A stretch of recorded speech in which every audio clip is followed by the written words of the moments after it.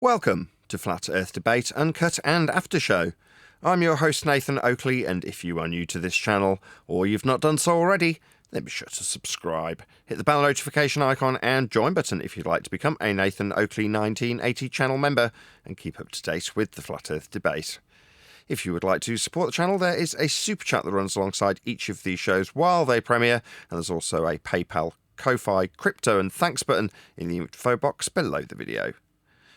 Speaking of patrons, I'm going to do a quick shout out to all of you who do support me on Patreon. So, a massive shout of thanks and appreciation to Smith Tools and Purchase, Level Playing Poem, Vitali Z, Colton James, BG, Survive the Spin, FE Patriot, Thomas van der Zander, Gary Hughes, Measured Flat, Chris Wouters, Sea Level Cultist, Mitch Kennedy, Rod, The Name's Burley, Twad Wazzle, Jason Hornsby, Christoph Fournier, Flat Earth Travolta, JMails24, Unimento, M926, Endless, Golden McKinnon, Retro Bill, Michael Kahn, John K. Patrick Gunnels, Banter, Harry Blade, Mobile Mac 777, Rob W, Del West Watson, Unbelievable Productions, Blue Ridge Ranger, Abraham Mohammed, Skeptic 936, Texas Mike, Chow Young Cat, David Wayne Foster, and Dank. So another massive thank you to all of you for supporting me on Patreon. Now I will hand across to whoever is in Discord and Google so you can enjoy their dulcet tones while I set up for today's live show. Hello. Who's that?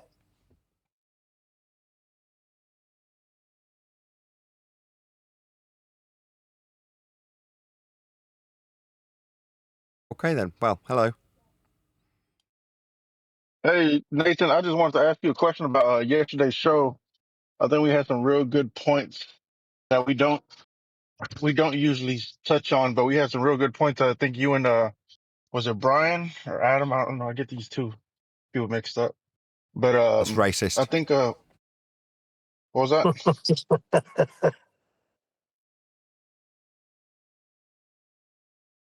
What do you What was got, that? Gene?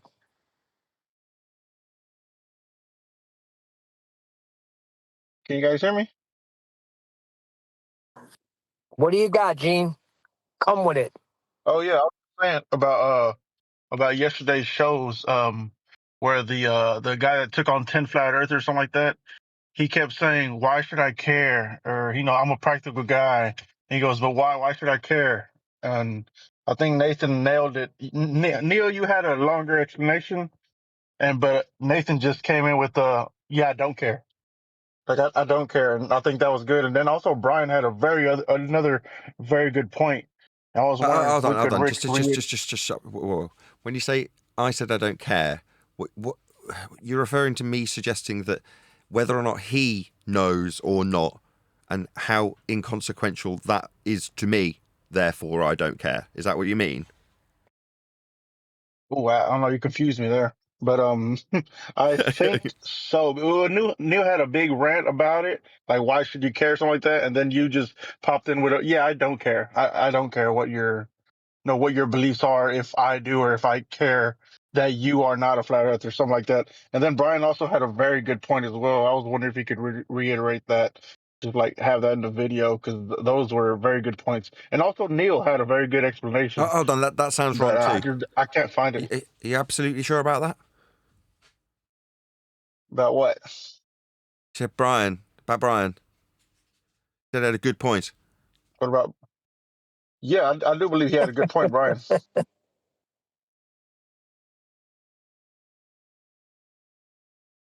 We'll have to check this out. I'm trying to think of what I'm scrubbing through the episode and I can't seem to find that part. You're not going to find a part with Brian had a good point. I think you're making this up. Gene, do you get Hooey. it We when call it Nathan's hooey. taking the piss out of him?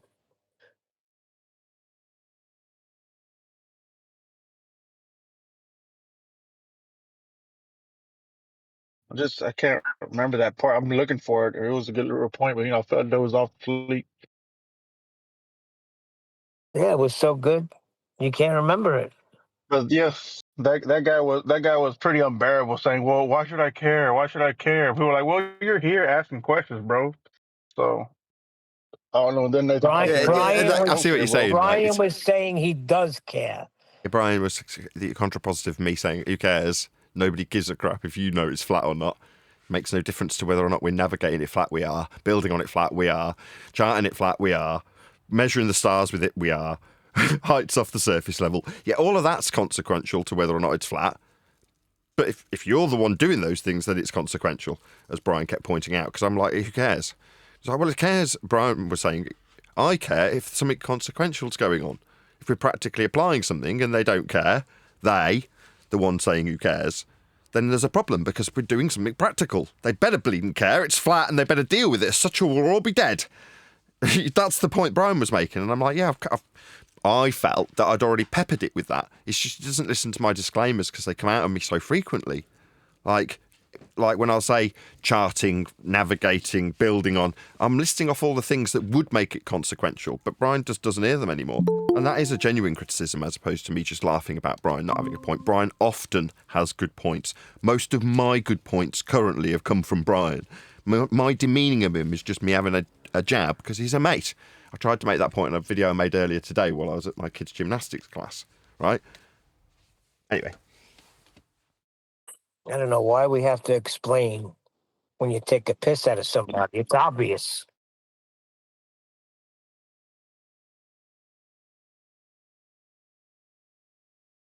Yeah.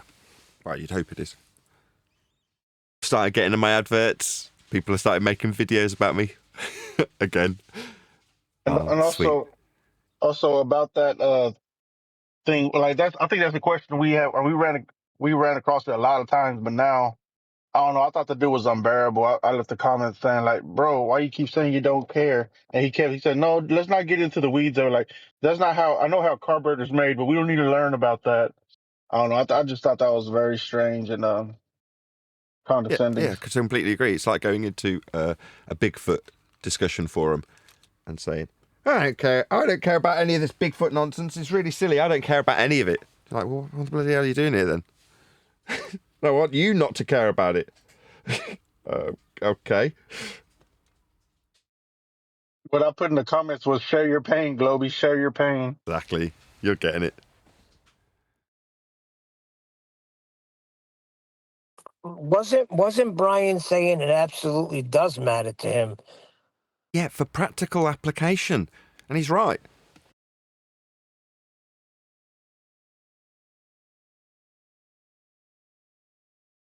No, I'm talking about the guy that says he doesn't care. Like, what's the difference? He actually does care. That's why he's sitting in there. It does matter to him because it's got to be a sphere to him. Exactly.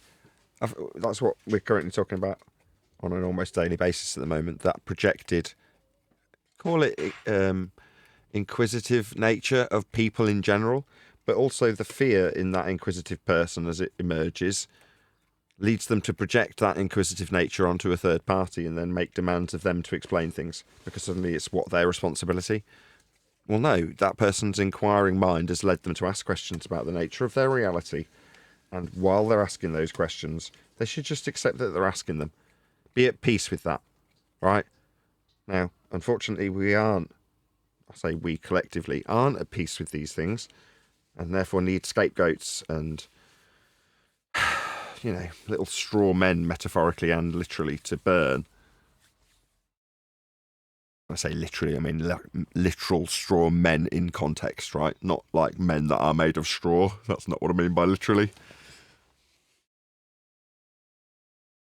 Well, Yeah. I take it back to when it was first presented to me and how I fought against it because really I wanted it to be a sphere.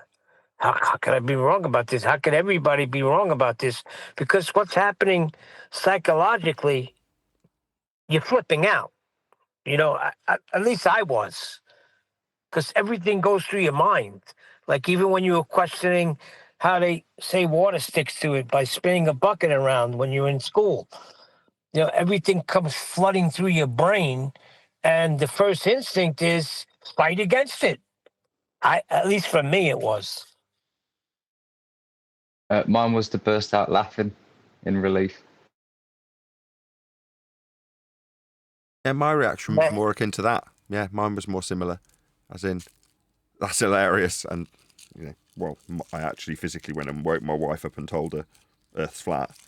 It was one of sort of, wow, I can't believe it, uplifting joy. I don't think I actually burst out laughing. But you know what I mean? That was my sentiment. That's how I felt. It felt joyous. It didn't feel like, oh no, the world is end. Where's a scapegoat I can project this on as his issue with his flat earth that he thinks it is or she thinks it is? Where is that boy or girl I can project this onto immediately? That wasn't my feelings. I got a question. Do you think flat Earth is the ground zero of conspiracy theories? It's not a conspiracy theory. It's not a conspiracy at all. It's the opposite. Yes The and no. globe is a conspiracy. Yes, it's a conspiracy in the way that the Feast of Nonsense portrays flat earthers in society. So we are deemed the numpties and conspiratards of the world. And having lots of craziness associated with flat earth rather than just the facts of earth being measured flat is how they make us be the mother of all conspiracies, because all of that necessity to make us idiots in the mind's eye of the general public is masking the fact that earth is measured flat. So yes and no. No for the reasons Neil gave, which I won't reiterate. Neil did a perfectly admirable job.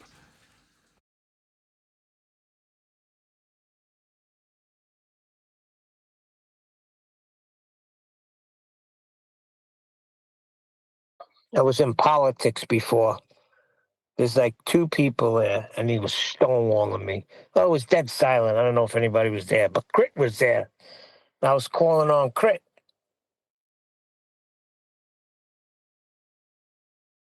I like the part where QE said, "No, we only speculate on Sundays." I don't know what that means. What does that mean?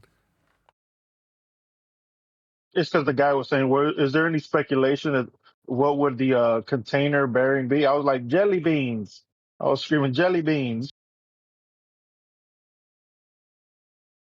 I still don't know what that means. Jelly beans. QE, whenever we was told what the ferment, what was the container called, and we were saying like, "Well, it doesn't matter. It's a container." He goes, "Well, what is that container made out of?" or something like that. And he asked for speculation. That's fair enough. I mean, it's a perfectly reasonable question to ask. It's just the mindset of the person who's asking, right? If you're asking because you are in that situation we described earlier, the need to project your wants and concerns and fears of the world onto that third party, and then you find you ask yourself, what's the dome made of to me or someone else? Maybe they have made a claim about it. Then in the same vein, it's like, no, take this inward. You want to know what the container must be made of. Now, for the person it's projected onto, they then have a choice, right? In terms of how they react. They can either say, well, I don't actually know, which is the honest answer. But why even dignify it with an honest answer, or any answer, when the person is only potentially projecting on their concerns onto you? It's like, what, are you going to pay me for the research that I've done in regards to this if I was to give you the answer? That might be quite a difficult endeavour to give you an answer on. So if I was to have the answer, what would make you think I'd just give it you for free because you found out something you thought was true isn't anymore? Suddenly I've got to be the bearer of the responsibility to give you that information that might have cost me a lot of money to sort out? No. But you've got a concern about it. Go and find it out. When you find it out, you, the one asking me about what the dome's made of, when you find it out, you let me know. For free. That's why I immediately spin it back on them. What's your dome made of? I will say to them. They're like, it's your dome. It's like, no, you're the only one talking about it. Nobody else brought it up. Nobody else mentioned it. It is ipso facto their dome. They are asking about it because they are concerned about it. The fact that they somehow managed to project it onto us, I say this in past tense, formally project this onto us. For me, I'm like, what dome? Your dome? What dome? Now you will be the bearer of this burden because you're the one who's brought it up. And it always cracks me up how they don't catch on to that. Hold on now. It's like, hold on now. I like to put it as they're asking for cotton candy at a hot dog stand. Because you're paying for the cotton candy if the guy's got it under the counter. Give it me the cotton candy, goddammit, at the hot dog stand. Give me the damn cotton candy. when they turn around and say, What do you mean? It's your dome. You're the only one that said dome. We just say you need containment.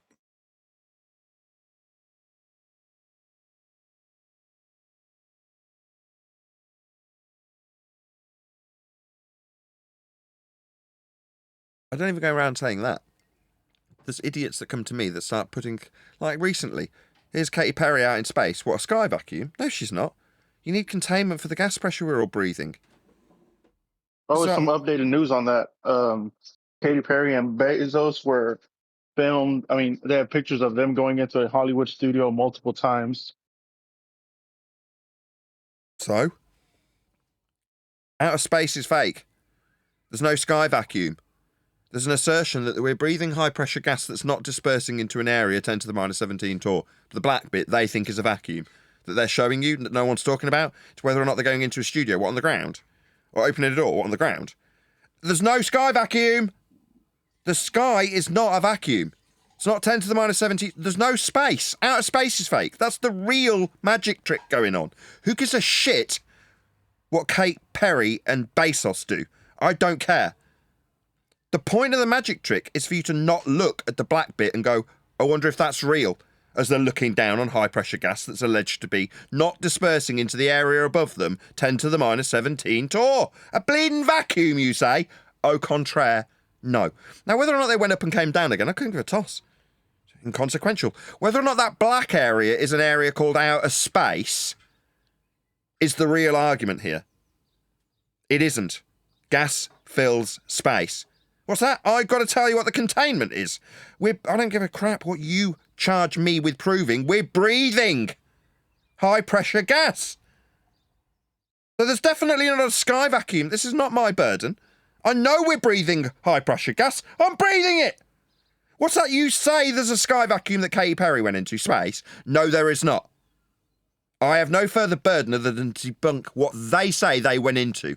What's that? Look at the ground. Look at the ground. They're going into a No. They claim to go to outer space. What's that? Oh, it wasn't high enough. What, the 10 to the minus 17 torr is what they're claiming to look at. The black area is claimed to be that. No, it's not. And it's not my burden to prove what it is when I'm breathing high-pressure gas that must be under containment. To be at high pressure. That is still, to me, the best ever. That you cannot have gas pressure without containment. I'm sorry.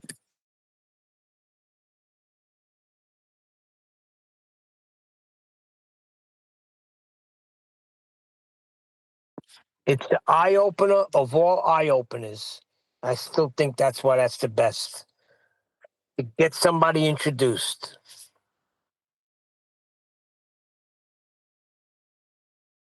But gravity. Gravity is just a word. It certainly takes your breath away.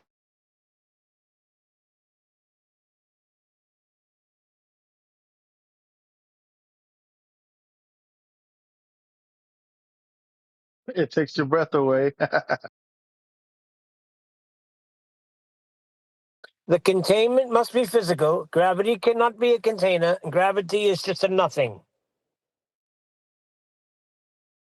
It's the word. I guess it's math now, isn't it? Isn't it just math? Well, it is literally just math. Spent pseudo-geometry. That's the current gravity, at least.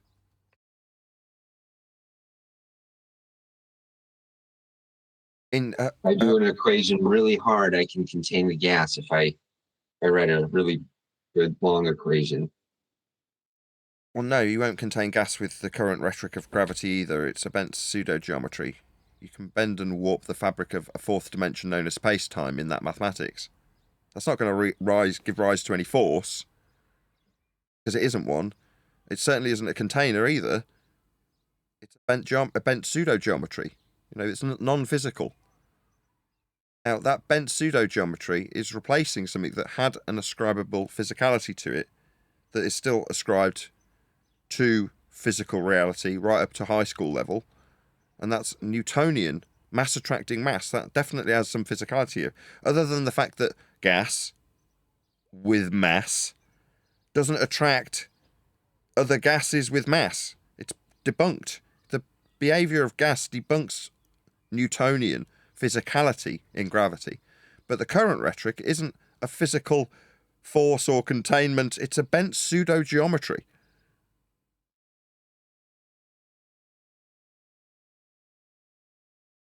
Absolutely.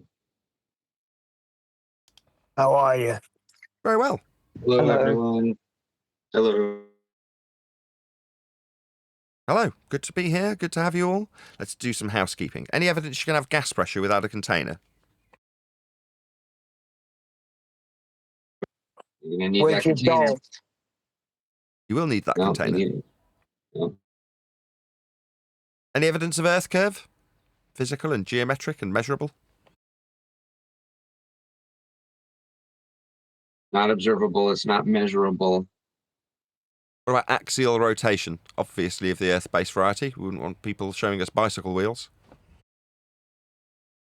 We're going to need an observation of Coriolis for that. We don't have an Earth-based observation.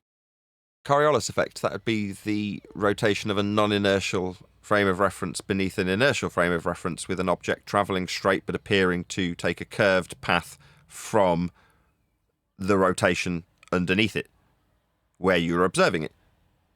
So Earth, if exhibiting this effect, would be said non-inertial turning reference frame, with us turning beneath things like the stars to cause them to appear to drift at 15 degrees an hour. Of course, this would imply that Earth is turning underneath stuff, and we'd need that to actually have some consequences in physical reality. For example, but not limited to, if Earth was turning underneath, aircraft, a flight from Charlotte, North Carolina to Los Angeles would only take an hour and a half, because Earth would be turning underneath. Precisely as people like Wolfie, 6020, a pilot who is a proven liar, has suggested they do. He has also suggested they can counteract this with a button inside the plane. Ground control to Wolfie Clown Show. There is a man observing you from a non-inertial turning reference frame. Please make micro-adjustments to your aircraft immediately. Over. Meanwhile, Earth isn't turning underneath anything. Foucault has suggested that Earth turning underneath a pendulum would cause it to deviate at the same rate, 15 degrees an hour, as Earth turns underneath. And this is claimed to be demonstrable in the form of dominoes being knocked over, as a pendulum, which only has one motion, back and forth, is appearing to take a curved path and knock over dominoes. That would mean that the appearing to curve is caused by Earth turning underneath pendulums and gyroscopes and aeroplanes and hot air balloons and me if I jump up and down. No, it's definitely not doing that. This parlour trick that is suggested that Earth turns underneath a pendulum would be the assertion that Earth is turning underneath stuff, like the stars. And that has consequences, like shortened flight times. Now, it has been suggested that I should take on Craig McNeil, who has decided that taking on my introduction reel is favourable to joining a show for free. Now, put out a little video that explains to a former flat earther known as Ranty Flat Earth that you can pay me, if you want my time, to absolutely annihilate clown shoes idiots like Craig McNeil by demonstrably showing how their rhetoric of a turning Earth has the unfortunate need of Earth turning underneath stuff, which it definitely doesn't do, or we'd have shortened flight times and continents coming to hot air balloons as they hovered.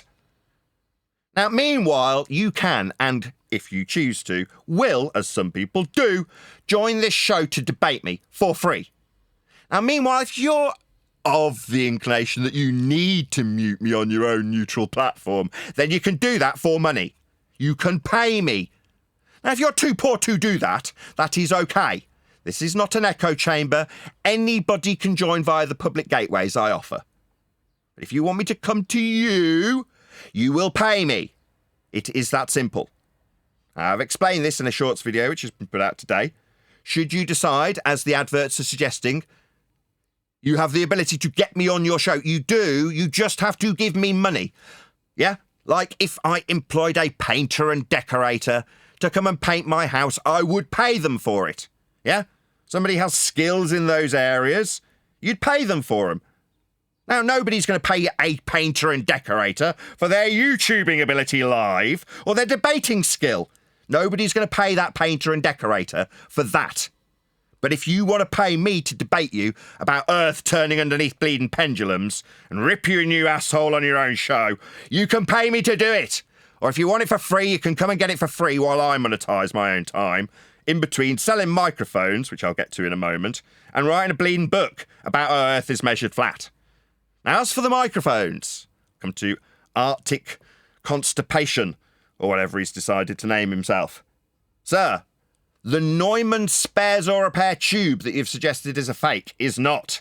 It is an interference tube from Neumann themselves, manufactured in Germany. It is not fake. Meanwhile, I go out of my way on my eBay stores to make sure I do not sell fakes. So if you find a microphone on my store, which is described as being akin to another microphone, it's because almost without exception, every microphone is imitating something that already exists, with mild variations of those designs in terms of capsule or circuit. So everything's copying something else when it comes to bleeding microphones. Having learned a little bit about them, I can say that without any hesitation. Meanwhile, certain things that are fakes I try and avoid, and would rather buy a, for instance, Sub-Zero SM57 clone. It's not pretending to be a Shure, it's not badged Shure, it's not a fake. A fake would be something that's not made by Shure, badged Shure. I don't want that. I would rather somebody who's unabashedly saying, I am copying the Shure, and then it says in bold type on it, Sub-Zero. I do not sell fake items. Same goes for things like Warm Audio with their WA87 microphone, a clone of a Neumann. Are they selling fakes? Absolutely not. The entire microphone industry is based on everyone copying everyone else. But yet I get accused of selling fakes from China. Well, number one, lots of stuff that is proposed as being made in America is actually manufactured in China. There's nothing wrong with that. It's how good it is. That's the whole purpose of me selling them. To make ends meet while I make a book and produce YouTube videos. So I haven't got any time to deal with assholes like Ranty Flat Earth for free, but I will deal with assholes like Ranty Flat Earth, now called Auditing the Absurd, if you pay me. Now, if, as Ranty what comes round and does my painting and decorating for free, that would be absurd, wouldn't it? So, given that Ranty's declared to an audience that he wants me without any uncertain terms being attached, he will be paying me for my time, lest he be called a cheapskate. Yeah? Because obviously I'm not going to come and do it for free, and he's declared his interest. Well, I'm very push for time, Ranty Mr. Painter and Decorator. I'll come and listen to your boring voice for money. Meanwhile, if you come here, I can invite the people who watch my show and rip idiots who come along, like Craig the Fight the Flat Earth guy that apparently wants to sit in front of me, tell me that pendulums prove Earth's turning. Yeah, no worries, I'll rip that apart and do it on my own show for my money and I'll earn it here. Or you can pay me to do it on your shows. That's abundantly clear to anybody with half a brain, including but not limited to the people who have actually paid me to go on their shows. Yeah? Do you idiots that see me on these other shows think I just randomly decided to go on and talk to some asshole about whether or not he believes Earth is so biggy we don't need to measure it anything other than flatty? Do you think I like that? No, I haven't gone there for my fun. I got paid. Up until now, I've been abashed or slightly shy to tell people about that fact. Now it's, why the hell wouldn't I? Yeah, I've been here 10 years. People will pay me to go on their shows. You dicks that want to monetize flat earthers because you're so used to grasping for the low-hanging fruit that do part-time YouTube videos. Hello? I'm a professional flat earther. I do this for a living. I've done it for 10 years. I'm considered an expert. If you want me, you will pay me. You're not going to get away with saying, this coward doesn't want to come on my show for free so I can monetize his time. No, I'm doing perfectly fine monetizing my own time on my own show with a doorway you can walk through. It's been 10 years. You want to claim that you've ridiculed us so long and we can just move away from Nathan's show. We have told him that we don't want to be involved. You don't have to be utter cowards. Nobody is twisting your arm. Nobody is making videos suggesting that you should be on my show. I open the door. You either walk through for free or you don't. If you want my time, you pay for it. It is that simple. So I invite my audience to smash the super chat and support this channel so I can carry on doing it for another 10 years as a professional flat earther. Now, I will potentially go on these asshole shows if I will get something out of it. Like when I've got a book to publicise. Then I'll be openly coming to you. Yo, Craig McNeil, talking to you. Let's just put the camera on, put the lights on. Lights, camera, action. I will happily join you on your show under the caveat for free that I can plug my book to your audience. Hopefully I can get you to put an affiliate link under your video. That's the kind of thing I'll come on your show for free. For the ability to, first words out my mouth, say, buy my book. And then every single question that I get asked will be, well, like it says in my book that you can buy, that's what you'll get for free. Unless you're paying me, then obviously I wouldn't be so rude as to only take it as an opportunity to plug my book every 10 seconds. But if you do want me, you can have me. You just have to pay. It is that simple. I'm done.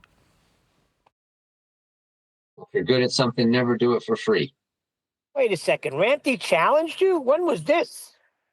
Put out a video saying I've suggested that I'll change my tone from something slightly less enthusiastic, slightly more monotone. If you're about to fall asleep, probably best not to listen to me imitating Ranty. I've invited Nathan to come onto my show and he's going to go and talk to Craig to fight the flat earth and he can come and do it and... Yeah. Snoozeville. Yeah, pay me. It's just that simple.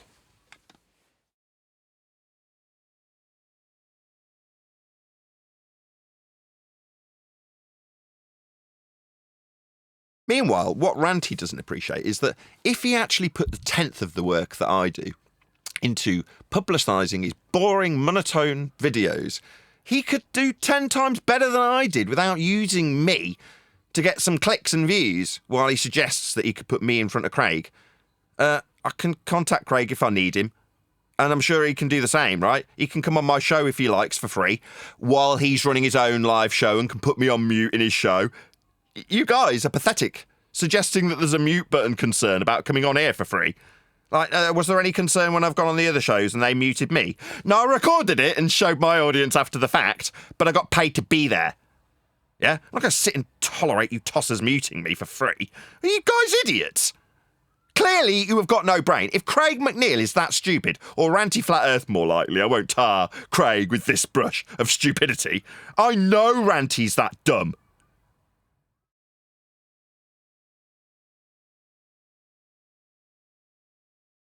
Yeah, stick to blaming the mute button, Ranty, you pathetic... I won't say the word. Should I say the word? That's a blast from the past. Unbelievable, huh? I'll save that one. Meanwhile, yeah, you're fine, Ranty, right? I didn't particularly like you when you were on our side. I never agreed with 90% of the things you did do. You did one useful thing for me, though. You went and got that side view of the wind turbines. Very useful. That came up in conversation at the Curry House on Friday.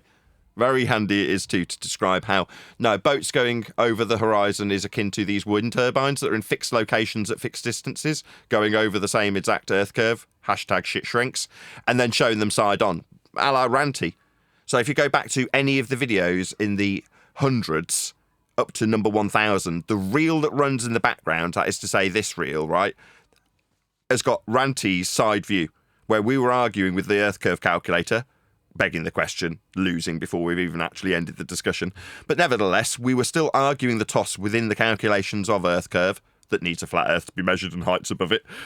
Got to pepper them with these disclaimers now. We know Earth's measured flat for everything always. But nevertheless, we were talking about how these wind turbines went over the curve. Until you see them side on. Thanks, Ranty. Maybe we could bring that up while you're in front of Craig. I'll be asking you how the height off surface level was acquired, because we'll need a flat Earth to acquire it, and about the linear distances to those wind turbines these days, because they're all flat. Like it's shown in Google Earth. Flat, linear. So we'll have no issues about whether or not Earth curve calculations are going to be fussed about. Same goes for the dispensement of the Earth turn under Pendulums. Right, yeah, I'll dispense with Craig pretty sharpish. Obviously, you can shut me down and talk through those things, but I'll be being paid if that's going to happen. Yeah, make no mistake. If Craig wants to talk through me pointing out how pendulums aren't having Earth turned underneath them because there's consequences. Yeah? He could just shout through me, yeah? As long as I'm getting several £100 to be there, I don't care. Yeah, you can even mute me like other hosts have done when they're paying me to be there. See, Nathan, back then, they were telling us Earth was measured flat, but we were too busy arguing. Now we're telling them, and they don't like it too much. Yeah, you know the distance to the wind turbines? All right, Earth flat then, for this linear distance in miles or kilometres. Yeah. Well, we can just end the argument now, unless you want to relinquish that we got a distance to them to suggest Earth curve. Oh, we want to continue? Well, then get on your knees and acknowledge the flat Earth linear distance you've just acknowledged to these wind turbines. We're not going to be putting anything through any curve calculations until we acknowledge how flat it must be to get this measurement. And then once you've got off your knees in respect to the flat Earth you've just measured, we'll get you back on your knees again for the height above the flat surface level that you'll need also. So you'll be on and off your knees a few times, kissing the flat Earth. And I'll be rubbing your faces in it on your own shows with you paying me to do so. What's that? Nathan's in an echo chamber. No, Nathan's got all the winning arguments and you're all cowards and don't want to come here. But you can suggest that if only Nathan came to me, you'd win. Yeah, I will. Just got to put your money where your mouth is and I'll come. Several people have done it already. I've been paid to be on shows. And they got to mute me when they were losing. Yeah, and I recorded them doing it and then humiliated them for it. And got paid. It was win, win, win, win, win for me. Yeah, you can do that. Just get in touch. Nathan Oakley 1980 at AOL.com. We'll arrange my fee and then you can mute me as much as you like. And I'll sit there and tolerate it while I don't get my answers out. Oh, well. No worries. Yeah, I'll just get them out of my own show where I don't get muted on a neutral platform that's paying me. You bunch of idiots. It's just Ranty and his dumbassery that's exposed it by just making it really blatant how dumb this actually sounds. Up until now, it's been subtly masked behind mute button use. Yeah, right. No, it's all right. Thanks for coming back, Ranty, and exposing these facts. Yeah, I've got a public doorway you can walk through for free. What's that? You don't like the standards? Well, you can pay me then. Oh, what, you don't want to? Oh, so you're poor? All right, piss off, cheapskate. Others have paid me, you don't want to, or then stop making adverts that you can't back up with money. You pathetic pauper.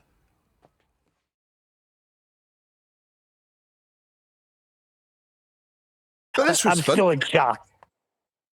I love this. This is what I live for. Shock. Oh, it was brilliant. Haven't even got to Arctic Reflections yet. You know, we'll talk about that too. He's got a microphone. Shocking. Did you not, Arctic Reflections, ponder why I might have chosen microphones in a multifaceted, useful methodology of getting people to react to my content?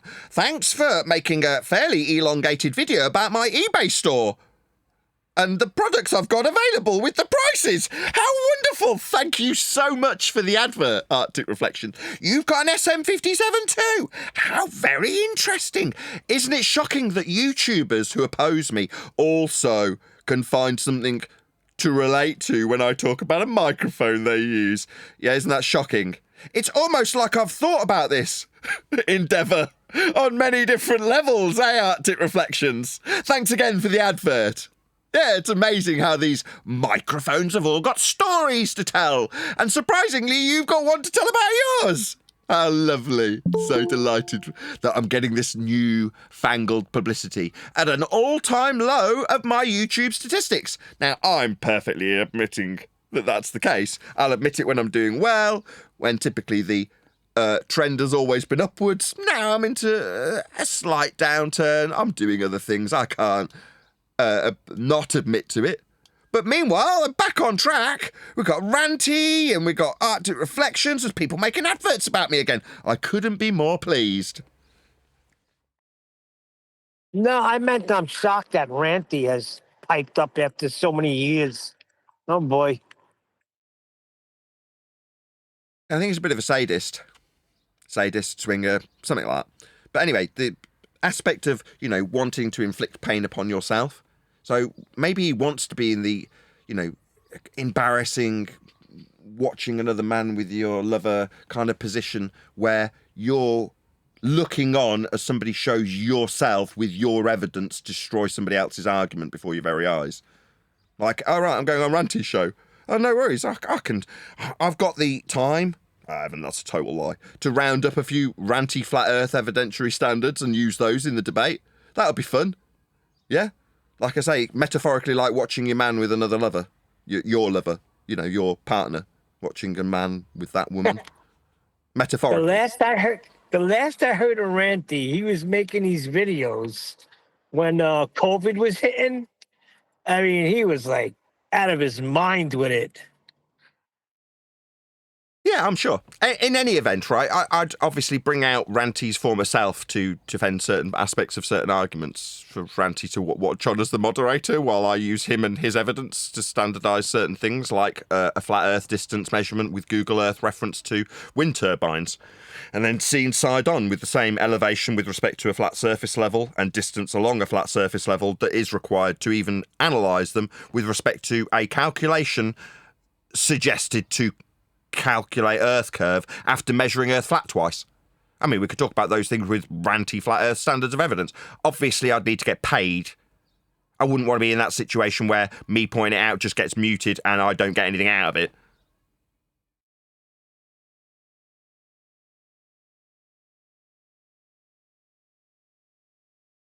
But yeah, nice that Ranty's exposed this for me to be able to talk about it today. Isn't that lovely? Or just Ranty being unbelievably stupid as always. Nothing much changes in life, eh? Yeah, it's a ladder. Yeah, but I'm sure Craig's really pleased that he's being tarred with the same brush of stupidity that Ranty's now exposed him to. I'm sure Craig's delighted about that. Yeah, because Craig's doing really well at the minute, isn't he? While I get reports back of his mental struggles.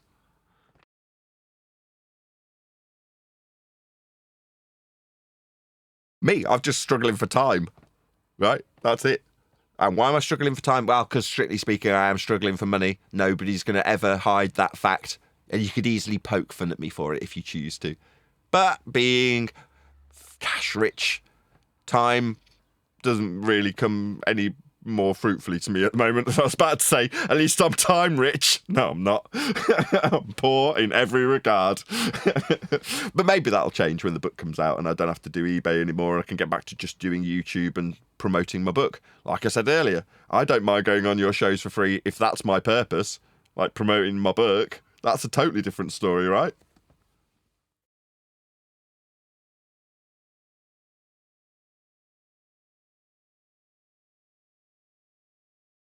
Maybe that's how I should spin this. I'm just thinking about it on the fly.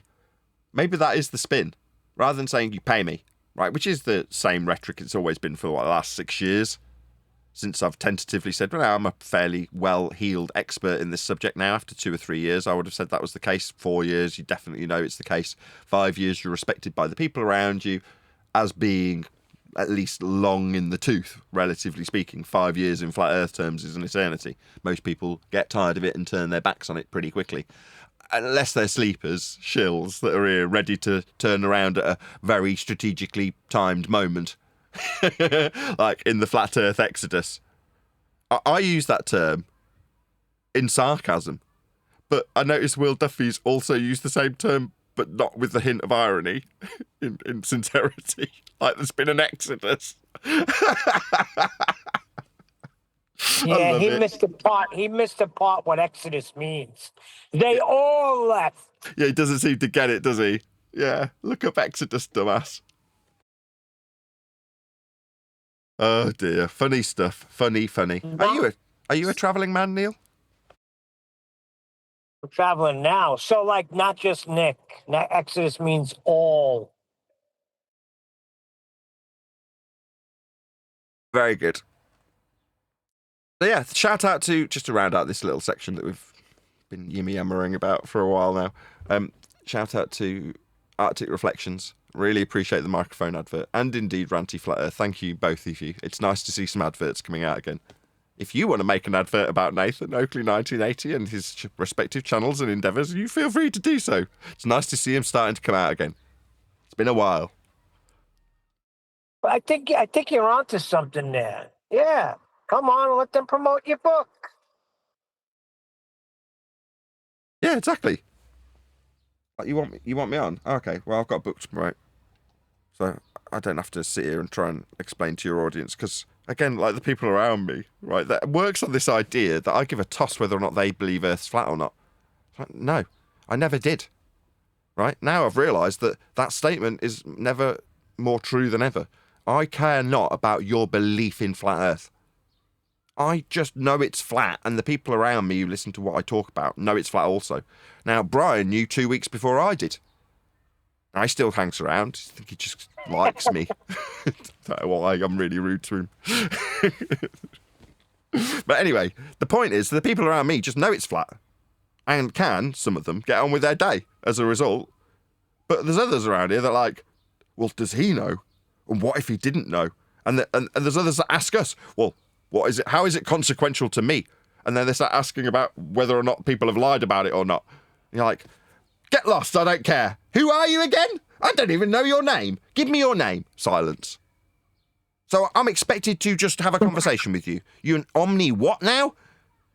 Go away, you stupid wanker. I don't even know your name. You haven't even got the courage to tell it me.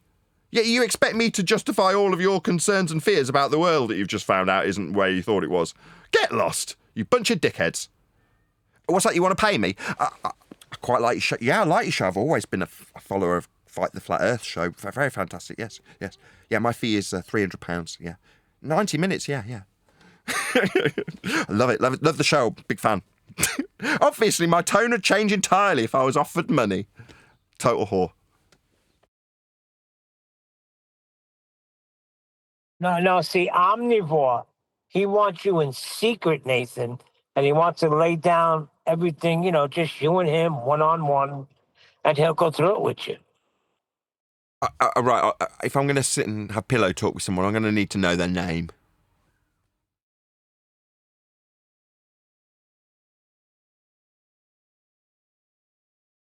Metaphorically speaking.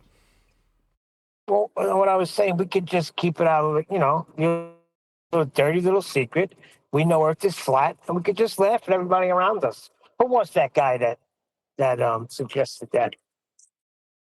It's not a secret. Any practical application of a measurement of Earth ever will be flat. Right? So it's not a secret. Now, me figuring out that, oh yeah, we're all told it's a ball, aren't we? The real secret is, yeah, we're told it's a ball when every practical application or measurement of Earth ever is flat. Yeah, that's the problem. Not flat Earth. Flat Earth's been shilled into being a nonsensical feast of nonsense garbage waffle spewed by shills. That's what flat Earth in quotes is, in meat hook quotes. Right? Well, Earth is just flat. Not secret. Well, did you think they were hiding that fact when they built trains and roads and buildings? No, they didn't hide that fact. They just dealt with it flat. Do you think they hid that when they were mapping and charting the world? No. What about when they're navigating it in the boats? No, they just dealt with it flat. What about when they created the maps themselves? No, they're all flat. What about Google Earth? Yeah, that's flat. It's all flat. About distances? Flat. About heights? Flat. About any measurement of Earth ever? Yeah, they're all flat. So what would you say is the secret? Now, the secret is you were told it's a big, giant ball that is in no way calculable because the measurement violates that calculation. Because the measurement is flat. Ergo, your ball nonsense is just a religion you've been fed. It came from the Roman Catholic Church. It's about 500 years old, tops. And yeah, you're in a religion. It's shocking, but that religion is the same as Scientology. They are one and the same religion. Did you not know? Yeah, Scientologists have got the same religion you have. It's a sky vacuum, alien-based religion with worlds that are miles and miles and miles away. Also calculated in flat plane topography. So you've got a flat planar system that runs through balls that you're not in, but are described as moving around the sun. Sun-centric, alien-based system. Yours, that's heliocentric, and Scientology's. Also heliocentric! So they're the same! You didn't know you were in a religion, but it's not a secret. We will and can only measure Earth flat because it is flat. That's Earth, is flat. Now, do I give a toss that you were brought up with a religion that you still think is true, of being on a ball, a calculation that violates any measurement of Earth ever, and want to suggest that that's a secret I hold that could be part of a grand conspiracy. No, it's not. It's just a measurement. What's that? You want to tell me how you can take that flat Earth measurement and turn it into the bull belief you hold? I couldn't give a shit. What's your name again? Who are you? Why are you telling me this? Oh, because I advertised the fact I've got an open door to the public and you've wandered your way in and now want to tell me that you believe it's a bleeding ball when I know it's measured flat. How lovely that you can do that. You can. Weekdays, UK time at 2. The door is open right now. We are live and anybody can come to tell me how wrong I am about how Earth is measured flat in all respects. What say you, Discord server with an open door to anybody watching? No, am I wrong? Of course I'm not. What's that? If only I was on a neutral server, I'd be wrong. No worries, I'll go wherever you like. Just give me money.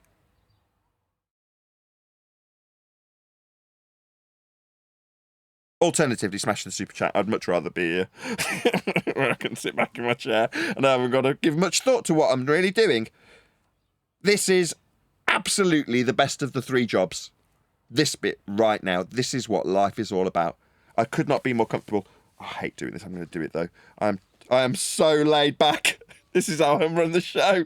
I am relaxed. I have no script. I've got nothing. I've got a light switch. That's it. That's what's in my hands. The show just runs. Neil will interrupt in a second. Life is pretty sweet, right? This is it. What's that? You want me to come out of this chair and sit on a chair where potentially what I'm saying now couldn't be reaching an audience because you've turned me off with a mute button? And me not going means that I've got the mute button. Oh, that's a very interesting bit of reverse psychology you got going on there, Fundies. Very interesting indeed. No, I'm good. Smash the super chat, though, if you like what I do. If you like me telling you how you can end an argument with a family member or a relative or that wanker friend that tells you you're an idiot because you happen to half mention Earth's flat once and he still ridicules you 3 years later. Yeah, if you like coming here to find out how you can say, what's that, you just use miles. You realise that you must worship at the altar of flat Earth for using that distance, right? What's that? You say height. Up in the air, right? Off sea level.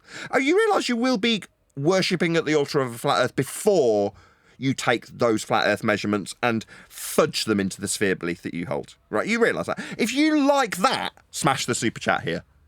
Yeah? Rather than worrying about whether or not I'm being called a coward for not going to some other person who can monetize my time when I haven't got any. Yeah? Just support me by that. You know, join me as a Patreon. Hit me up on the memberships. Do those sorts of things. Access me via the multitude of public access gateways I have offered to my audience. Yeah? It's not like I'm hiding. It's not like I've got a show where I'm Simon Dan and I'm like, I won't debate other people. Why would I need to? Yeah, I just opened the door. You can come right in. Oh, what? That's not good enough? I've got to go out of my way to go through your door? It's been about 2 years since this conversation, hasn't it, Neil? A good 2 years. Thanks again, Ranty, by the way. Really nice to be able to reiterate this. So please join if you want to. If you want to tell me what's what, if you want to tell me how wrong I am, you can. The door's right there. It's right below us. Got a public link that runs under every show. Alternatively, you can stay in your echo chamber and react to the intro reel with the housekeeping questions. You can do that. Yeah? And say he's in an echo chamber. But before the show's even started, I'm going to need to react to these here intro reels. Absolutely epic. Oh, I bet Craig's so pleased with Ranty right now. Hey, that Brian. I mean, I changed my tone. Oh, is that Brian? Oh, hello, Brian. You have not done a phone with the present opportunity you're being handed. It's just suddenly stepped up from being like nothing's going on. My YouTube stats are going down. Everything's bad, right? And I'm looking at the money that comes in from that avenue going, God, I can't pay the mortgage this month. I need to do stuff. Bad. And then suddenly, the light at the end of the tunnel I've said that I can see. Yeah, I mean, it's sincere. It's there, right? And then Ranty, like a little angel in a way. He's shining on me with his little advert. Oh, thanks, Ranty. And then Arctic Reflections, another little angel. The They're talking about my microphones. Like, you could not make this up. I'm just going to put my hands together right now and say, thank you, Jesus. Thank you so much. Anyway, yeah, Brian, things are good. So Ranty and Arctic Reflections are advertising your channel for you for free, basically. Yeah, not just my channel. My microphone sales, Brian. I couldn't make it up. It just... Arctic Reflections. Is he trying to have a go at you with the microphone sales? No, he's relating to me. He's saying, I use an SM57 also. Now, on the one hand, he's saying, mine's real. He's taking pride in, it's easy to get a Shure SM57 that's not fake. He's absolutely correct. You can simply go to an authorised Shure distributor or dealer and purchase one for the full retail price. No problem, I'll agree with him 100%. And I absolutely decry anybody who goes onto eBay and looks for an SM57 or 58 that isn't real. I absolutely decry that and don't want to do that. But he's saying he's holding something that, in this case, a Sub-Zero, right? It's a Sub-Zero mic. And he's like, it's a Chinese fake. It's like, no. It's made by Sub-Zero. They're a manufacturer, right? They're not unabashful about the fact that they're copying another manufacturer's mic. They know they are, but they're not putting a Shure logo on it, and like, that's underhanded, which is what I dislike about eBay, and partly one of the reasons I want to do it from the eBay. Like, I take the YouTube hat off, and getting Arctic Reflections reaction is just absolutely golden. It's like getting the Neumann. Like, well, you do this in the hope that one day you might score a Neumann to use on your show, and then almost immediately that beautiful chick turns out to be the chick you're dancing with on the dance floor. That happened with my mic. Now it's happening with a fellow YouTuber making an advert about my endeavour to sell microphones. You're like, my God, you couldn't score any better, right? But that's with a YouTube hat on. I take that hat on, take that hat off, and put the eBay hat on, right? And what I want to offer to the eBay audience is the ability to discern what the microphone actually is. Because I'm being really clear about it in the advert. This is a clone of this mic. Not like the fakers do, right? It's not a Shure. No, you're lying. It's not made in the Shure factory. You liar. You're saying it's a Shure. It isn't. That's scummy. I don't like it. It's just deceitful, right? Me, I'm saying, here's the mic. It's a Sub-Zero. It's a clone of an SM57. That's what it's trying to sound like. And it does. This is what it looks like. This is how much it costs. This is how much it retails for. It's like any mic you buy. But he's pointing that out in his video whilst telling me how proud he is that he's bought a Shure that's real and that it's not hard to do. Completely agree, mate.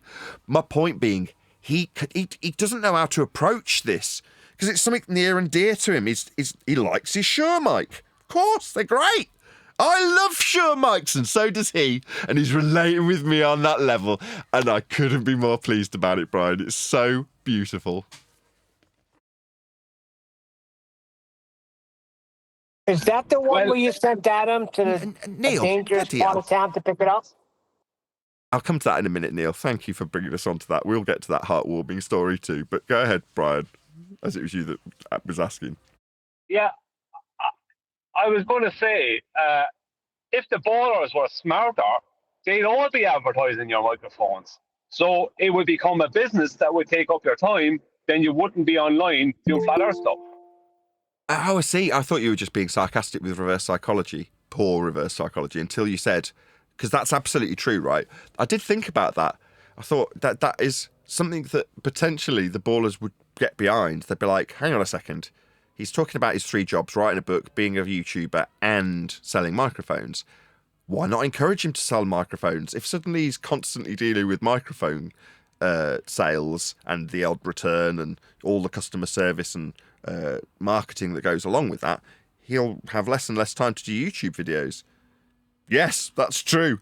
So maybe from Arctic Reflections' point of view, he's like, no, I don't want to be too discourageful of your microphone endeavours.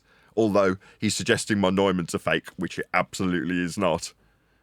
Bearing in mind, I've sent serial numbers off to Neumann and checked this stuff with them in Germany, and they've put me in touch with spare parts distributors Like, they're not under the radar. I'm sure you could find them, but they're obscure to find. But having got in touch with Neumann, they're like, oh yeah, you've got a Neumann mic. What's the serial number? Send me pictures. And I have. So it's not like I'm lying about having a Neumann. And the spare parts I've got for my Neumann, in this case an interference tube, are absolutely legitimate. Well, this Arctic Reflections guy, this is where he is being derogatory to me, is saying, look, this item costs 70 quid, or whatever it costs. I can't remember. I think I've reduced it right down now. It seemed too cheap to me, actually, when I saw it on his ad.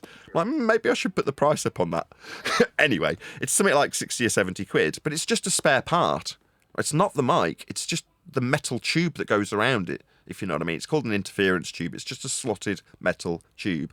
Well, as a spare part, 70 quid is actually horrendous for a spare part.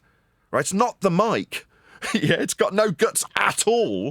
It's a literal metal tube that costs 70 quid second hand. It gives you an idea of Neumann parts, right? 12 quid for a screw. That's how much I paid. I'm not even kidding. Neumanns are ludicrous. But this guy's saying that's fake. It's like, no, that's a legit spare. I want to turn it into money because I'm poor. But saying, look, he's got a Neumann for 70 quid, it must be a Chinese fake. Au contraire, that's an absolutely legitimate Neumann product that's come from the Neumann factory. And I've sent photographs of it and its serial number and the one that sits alongside it, the one I'm talking through now, to Neumann in Germany. So, no, they're not fakes, cheeky bastard. Anyway, shout out to Retro Bill. It says, worth every penny in a super chat. Thank you, Retro Bill. I don't know what's worth every penny, but thank you for the super chat and the sentiment. I'm going to give it a like. I might even give it a heart. Wait, so if a BMW is made in anywhere other than Germany, it's not a real BMW? You got it.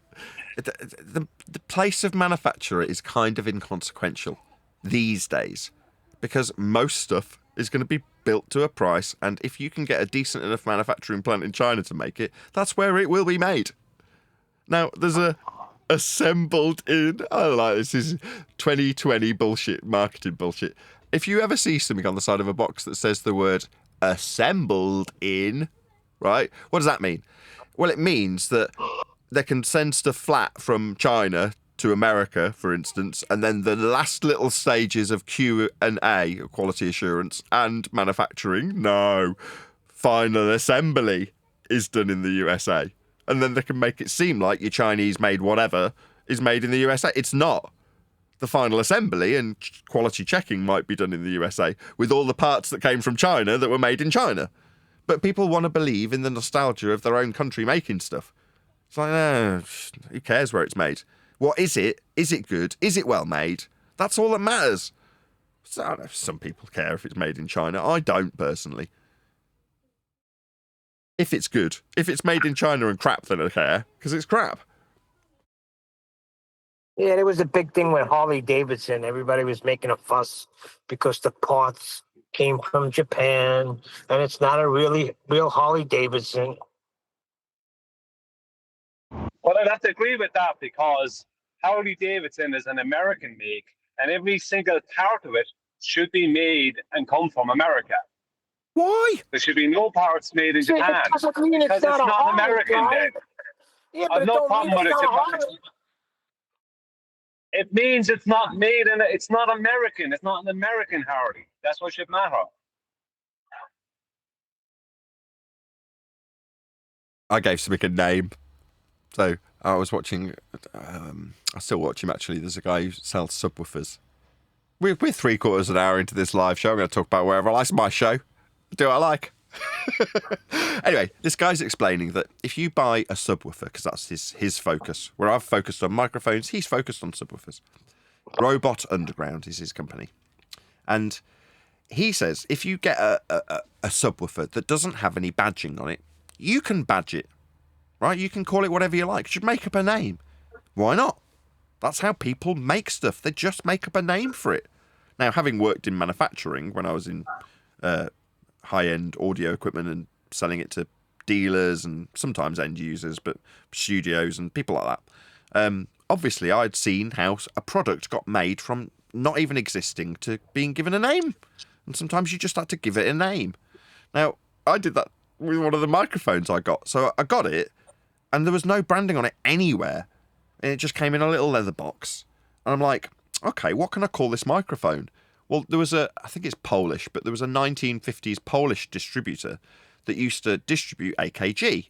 So that meant that their name, back in the 50s, the distributors would put their names on the products that they bought to distribute in their country. It sometimes works like that now, but this guy's pointing out, Patrick his name is, that you can do that now. There's nothing stopping you doing that. So that's what I did. I got this mic, and I'm like, right, I'm going to give it the name of this 50s distributor that probably went defunct years and years ago. So this old vintage microphone that I can't seem to get to work is now known as the Horny Phone. I dub you Horny Phone. Now it's got that name. Why not? Did you say horny phone? Horny Phone, yeah. Like it's a horn and it's a phone. Like horny phone. Horny Phone.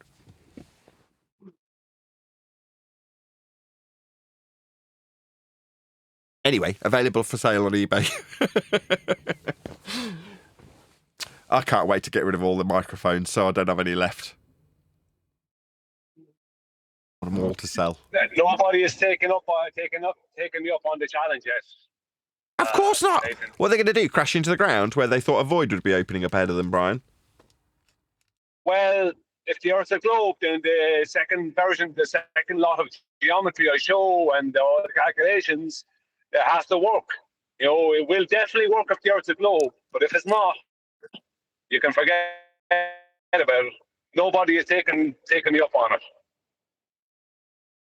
Would you Shocking. take somebody up on a suicide mission? Yeah, that's what it is, a suicide mission. If you're going to take the notion of the void opening up ahead of you into the calculations of flight descent, then you will crash into the ground because the ground is not falling away at 8 inches per mile squared. It is a flat plane. That is how planes fly. We've already proven it with pitch data. Brian's just laughing at you. We all know it. I don't know if he was going to wait to mention it, but I'm going to mention it right now. Brian's just laughing at you.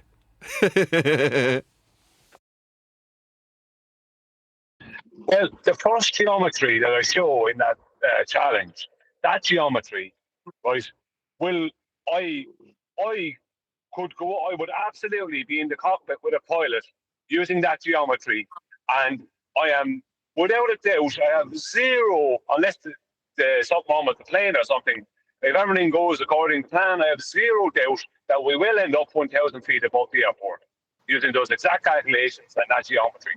Zero doubt about it, right? Now, the bowler can't say the same about the second geometry and those calculations, but they know it won't. And that shows the difference. They know it's flat. They know it's not a globe, because otherwise they'd be jumping at that. They wouldn't be able to get away from it. But instead, they need stupid challenges like McTown's that ends up being referencing a globe mathematically, not in practical reality. When you try and reference a globe in practical reality, you get into trouble. End of story. You know, so it's like, if you really think it's a globe, then this has to work. There's no tricks, there's no ifs, no buts, no maybes. It is what it is. You know, simple stuff. Quick shout out to Robert MB Realist, who says, "Cheers, Nathan. When up with Ranty? New channel? Question mark. I'll try and decipher that. I don't know. Maybe he'll get in touch. Watch this space." That's guns, supposedly. Guns of Navarone or Robert. Who knows? I don't know where I stand with him yet. He's still under a watchful eye. Okay. Guns has been around forever. You realise that, right? I know Guns has been around forever, but I don't know that this Robert is Guns. I do. He made a specific point of telling me 3 years ago about various name changes that he had. I know it's him. I have interacted with him many times previously. It is Guns of the Navarone. I know it is, Neil. Do you not trust me? your judgment and your discernment. I just know who I've interacted with. And I've interacted with him many times over the years, Neil. Yeah, it could have been setting you up from way back when. It could You be. don't even know it. I don't think so. I've got to be honest. But I like that he will go along with that when you're having a little poke. That's good, and that's a positive for him. Yeah, it's Let tolerant me not of your get started with nonsense. Jiren, please. Again, about Jaron? Let me not get started with you and Jiren. How many times you had to warn you about that piece of crap? Either great or good, and I've got no rebuttal to this, have I? I'll just keep my mouth shut, I think. That would be the wise thing to do. You're right. It is the wise thing. That's what I'm going to do. I'm not going to try and defend this position. I'm going to die on this hill. I've already tried. Yeah, I failed miserably. Did you listen? Sorry, Go ahead, what? Brian. Save me. Oh no, I was No. just saying that. Did you? Go on, Neil. I'll go after you. He was just gonna announce how he failed. What'd you interrupt for? I'm pretty sure we'd moved on from this, actually, Neil. Go ahead, Brian. Well, last night there was I missed it. I fell asleep. Would you believe? I missed the QE Live, and they were going through the second half of that. I can't remember the name now. It was evolution, whatever the hell that is, versus creation, right? Total nonsense. Ian. Well, who? Simon. So, yeah, right. Tom, Fred. You know what I mean? Whoever. The thing is, right, is that I was listening to it and it just got pathetic. It's like it went into all this kind of Zionist agenda, the evil Nazis, and all this other stuff. And then they were at some concentration camp or something. It's just like, is that what you've got? I mean, you're supposed to be producing evidence that, like, Darwinism is incorrect, which really, and Darwinism has not, what Darwin postulated, he didn't even postulate it. It came from Alfred Russel Wallace, the surveyor who was humiliated by Robotham. That's why they don't mention that. But that's where it came from, and those ideas. And but they say they just give it to Darwin. But like Darwin, whatever Darwin postulated had nothing to do with the origin of life. But yet they try to make it an argument for their side against creation, even though it has no connection to it whatsoever. But long story short, the other side, let's just say the Christian side, the side who are for God and a creator, that side started bringing up Nazism and all the other stuff. You know what I mean? As some argument for their side. It was like a big guilt trip. It's pathetic. It was absolutely horrendous. It was pathetic. I felt like wanting to become a Darwinist myself after listening to it, except for I know it's a load of rubbish. It's like pathetic. Is that what you've got? It was pathetic on unbelievable levels. It's because the position is non-creationist. So that video has been made for or by, and therefore when they're representing the opponent, they represent them like we get represented, as a feast of nonsense, scoff waffling, vomit spewing, regurgitating idiot. So if you watch a Simon Dan video, the representation of us by him is going to raise the same sort of level of disdain that you're suggesting is being, by you at least, levelled at the presentation of a creationist in their narrative on that video. And yeah, that's what they do. We're presented as though we're complete idiots. The Feast of Nonsense achieves that. And in that particular narrative, the creationist is some Nazi-loving scumbag, right? That's the representation. No, it was the other way around. The creationists were presenting an argument that Hitler was a Darwinist, and look what he did. So that's why Darwinism is wrong or something. It became this big, stupid guilt trip that had a load of kind of Zionist kind of agenda undertones. It was horrendous. Yeah, Hitler was was trying to terrible. make a master race. That's what he was trying to do by getting rid of the weaker races. Yeah, it was a joke. I don't understand how it went into that. I don't know either. I didn't watch yesterday's show But very much. I was too busy. yeah, the thing about it is that it's nonsense because anyone who ever owned dogs or cats will know, or had any interaction with animals will know that sometimes a mother, right, a mother of what? offspring will kill the mother of an offspring, whether it be mother. pups or kittens or whatever, will kill the kittens or kill the pups because or even only kill one of them or two of them because she might feel like that they're like genetically flawed. Do Is you know it what I just mean? me, That or we wouldn't notice. has Brian managed to descend this conversation from Hitler to killing kittens and puppies? Is that really what Brian's just done?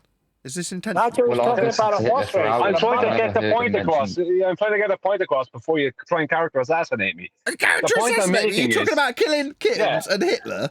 What do you want? No, I'm saying is that the very people who are pointing fingers about what the Nazis did and Hitler did, right, and saying that they don't realise that kittens and cats and dogs and other animals literally kill. I'm going to tell their you about the offspring 3 that ways aren't you the can get in offspring of contact their and offspring when communicate their offspring. with Nathan. My God, Nathan, will you just leave me speak? Sorry. They kill their offspring sometimes when they feel the offspring have some disability. They smell it and they can smell the disability and they kill their offspring. My point I'm trying to make is that is something that does happen in nature, right? Nature does behave that way. That is something that does happen with animals. So my point was, if they're going to indict Hitler, they've got to indict every cat or dog or animal that does this. Are you trying to say? Wait a second, Brian. You confused the shit out of me now. Because are you trying to say that Hitler was killing the lame cat? No, Neil. Oh my Bloody God. hell, Neil. Neil, right, let me explain it to you, right? They were trying to use Hitler and what he did as some kind of an argument against Darwinism, right? But they were picking and choosing because cats and dogs do the same thing. Oh, okay, I got you. Right? I was confusing it. I got you. It's so bad. My point is, their argument was so bad that if they're going to indict Hitler on that, they have to indict every cat or dog that did it. I'm not saying Hitler was right to do it. That's not my point. Well, I'm delighted we made absolutely certain this video did not get monetized today. That's great. Schlitzy, can you pop yourself on mute unless you've got something to actually add? How did I do that? All I did was speak about... Hold on. Schlitzy, can you hear me? Oh, perfect. How did you do that? By talking about Hitler and killing kittens? What do you think? Were you not involved with the conversation? Yeah, I wasn't talking about killing kittens. No one said that about people killing kittens. Did I just hallucinate? Nobody said that. You descended it into that. You said that, not me. I never said that. I was trying to make a point, and you decided to descend it into that. I didn't descend anything into anything. Yeah, you did. You tried to turn it into people killing kittens when I was talking about the mothers of the kittens, the cats killing the kittens. Oh, it's much better when it's kittens' the mothers of the pups, the dogs killing the pups. I was trying to make a point about your bad argument in that video. No, well, I'm glad we cleared that up. Right. I'm going to round out with this video. I don't know why it came through. I didn't mean to interrupt you, right? Normally, when I play stuff, it should come through the PC line, whereas I think this is coming through... I'm going to tell you... Yeah, this is coming through on the Discord line. That's weird. No, it's not separating out how it should. But I'll have to figure that out another time. For whatever reason, shorts aren't coming through as a PC line on my PC. Very strange. Anyway, I'm going to play this to you, and then we're going to round out. You about the 3 ways you can get in contact and communicate with Nathan Oakley. Number 1, you can join my live streams weekdays at 2 p.m. for free. Number 2, you can pay me to come onto your show. Get in touch at nathanoakley1980@aol.com and we can arrange a fee for me to be on your show. Number 3, be related to, a friend of, or generally in the vicinity of Nathan Oakley. I'm recording something, I'm really sorry. This interaction also comes for free. I'm going to tell. That's it. Right, with that, I'm going to say if you are watching this on either Nathan Oakley 1980 or Nathan Oakley premiering streams, then stay tuned, as there will be an after show to follow. Yeah, that video annoyed me yesterday. What video? Huey's video that we're not talking about. It's just, first of all, it's anything but God. And Darwin had his own issues. He lost a daughter and became bitter. It's kind of weird because that author, Anne Rice, right, who made the Vampire Chronicles, Interview with a Vampire and the rest of that nonsense, she lost a daughter and she tried to bring her to life in Interview with a Vampire, with the little vampire that never dies. But eventually she did die. It's very strange. How sad. Yeah, Anne Rice, I think she gave all of that writing up anyway. Supposedly she's Christian now. But those books were popular in the 80s. Right. I think Tom Cruise was even wasn't he in Interview with a Vampire? Interview with a Vampire. And Brad Pitt. And Yeah, Kirsten Brad Dunst. Pitt. Kirsten Dunst played the little vampire you're talking about. Right. She played the girl. That was who he was. Lestat. Yeah, he was Lestat. That's one of the other books. The Vampire Lestat is one of the other books in the series. I was reading them all, and then it got really freaking homosexual. I was like, I'm done with this crap. Actually, they got it. They redoing the show. It's like a mini series, and it's all freaking gay. The whole friggin' thing is gay. What's with calling space gay? Fake and gay, says Candice Owens. Like, fake and gay? Well, that's gone through the mill too many times for it to have any meaning. Like, gay happy, gay homosexual, fake and gay? Fake and happy, fake and homosexual, fake and this new meaning that I don't understand when you ascribe it to something's fakeness? Fake and gay? That doesn't mean anything. Way to dilute that word down one step more, Candice Owens. I don't know what she's talking about lately. Me neither. But yeah, that whole show, it's crazy because I'd be mad. If I was black, I'd be pissed off because they made the vampire Lestat a gay guy, and right from the first show, he's in a homosexual relationship. Hold on, how gay? Very gay. Are we talking Flying really in- camp gay? Flying in the air, gay. How you doing? Oh, you have a little seat there. That proper camp. I mean, I can see Vampire Lestat being extremely camp. It was sickening. I couldn't even get past the first show. I shut it down. A bit homophobic.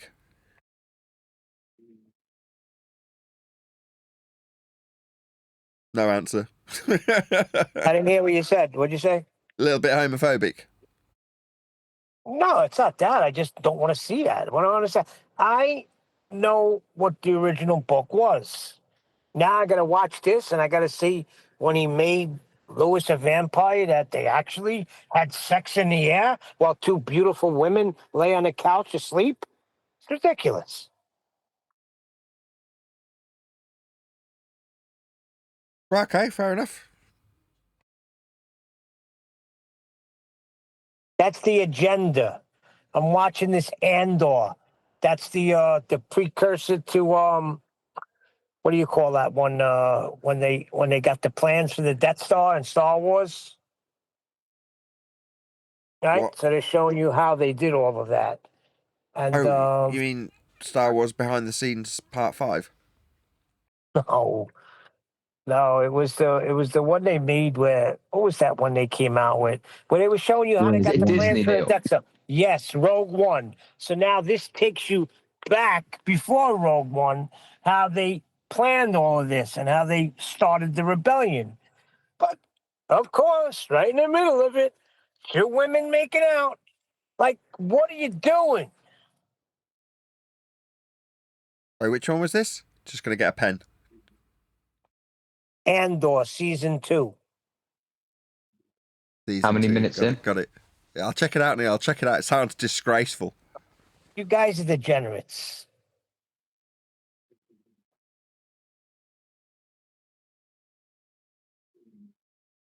Surprised at you, Liam. Is that Disney? No, it's Disney Plus. Oh, maybe that's what the plus stands for. Disney plus gayness.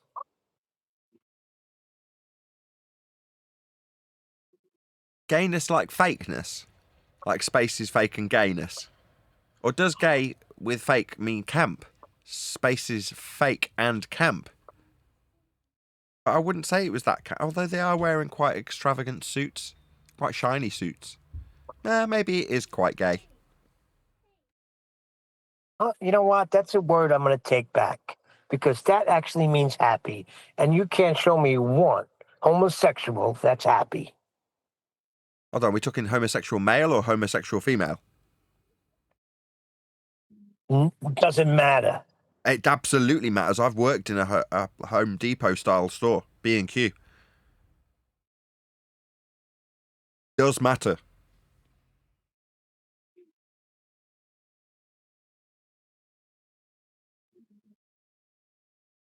The point is, there we they're go. not happy.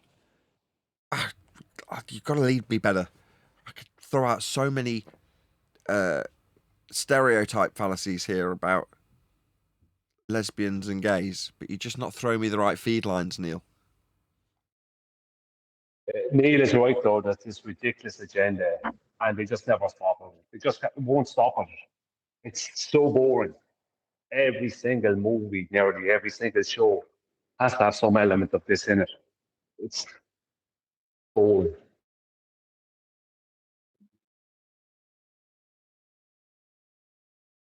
Yeah, look at that show, The Last of Us. Can't even watch it anymore.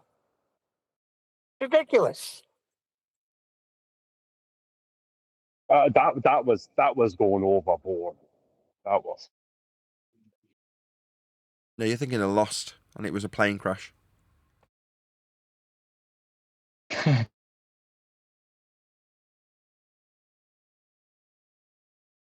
What's going on with the book? When's the next installment happening?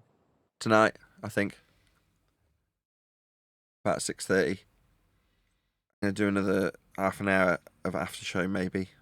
And then I'm going to go and have a snooze. And then I'm going to come back at about 6:30 UK time. And I'm going to hustle everyone together. That's my plan, at least. Like a plan? Is Flatsy the Speedster, the quickest girl on Earth, going to be there? I don't know. I hope so. I'll be trying to hustle her there too. It's that flat head of hers. Indeedy. She started telling us how she could burn anybody in a race, and then she put up a picture of her husband's friend that she burnt in a race. You got to see the lights of this guy. Oh, that was ridiculous, wasn't it? It's like she was both of them at this. I mean, you see this boy, like, you know, the guy couldn't run the length of a test bus. You know what I mean? It's like, and she was going on about how she was out sprinting this guy. It's just like, that's not a boast. I mean, the guy looks like he just rolled out of a bar. Yeah, after a month.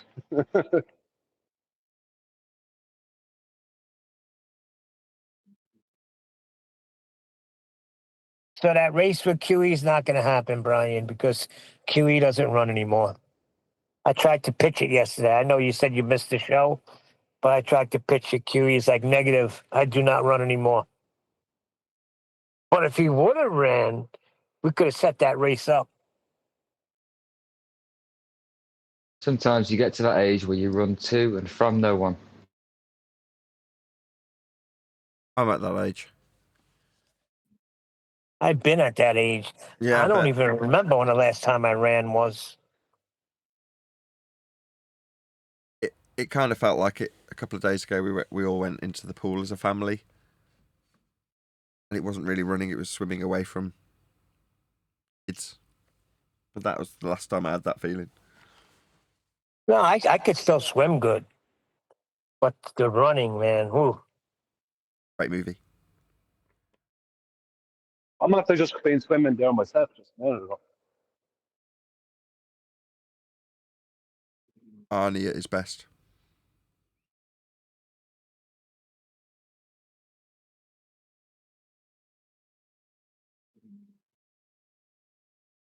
How are your beaches in the UK? Are they nice? Some of them are very nice. Yeah. Wasn't there an American guy who wrote a book about running, and then he died running? Yeah, Jim Fix. He had a heart attack. He was a big runner. Runner. Then he had a heart attack and died while running.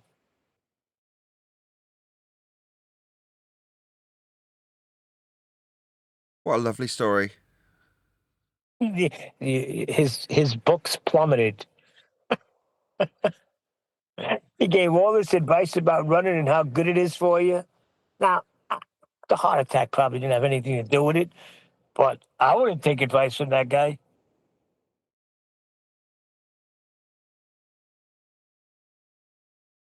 What was his name, Ian? The guy you're talking about? I think it was Jim Fix, Fix. Jim Fitz. Don't think I ever heard of him. He was a running man.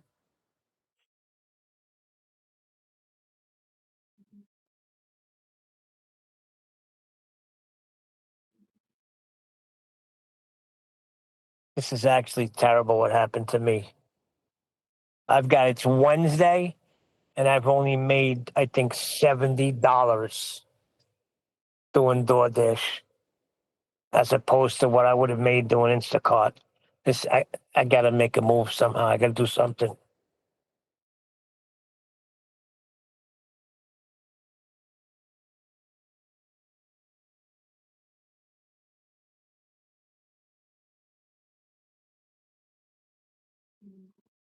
You should sell microphones. I was thinking about that. I got to find something that I could sell, but I have to have a knowledge about it.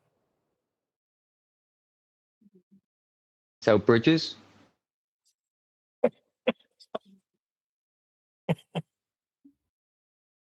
Could always sell a kidney.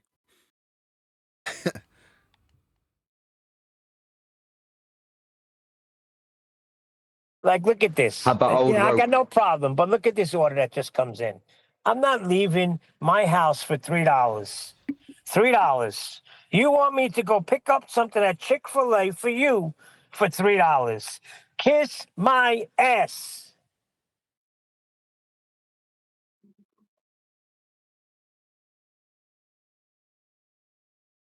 Well, luckily in England, the gentlemen who do the DoorDash job don't speak any English.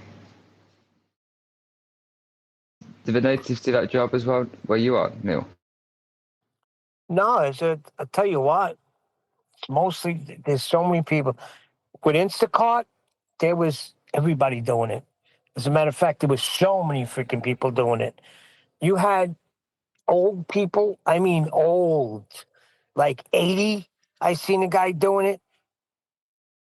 Women with their children are doing it, which they're not supposed to. Young What, just as a kids, bit of part-time? Bit of pocket money for the weekend? they might be doing it for part-time. But I don't know, because I would see the same people every day. So I think they're doing it full-time as well. But I don't know how they're making money doing DoorDash. I really don't. There's just no way. When you add up the gas and everything, you're not making any money.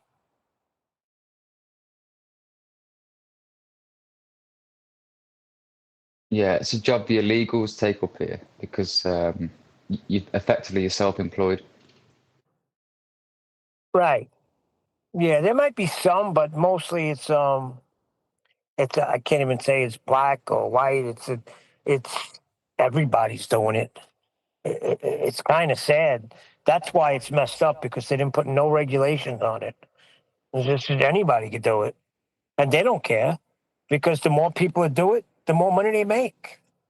They don't care if you limit it to a certain amount, then people could make a living out of it. No, the greedy bastards let anybody do it at any time because there's more money for them.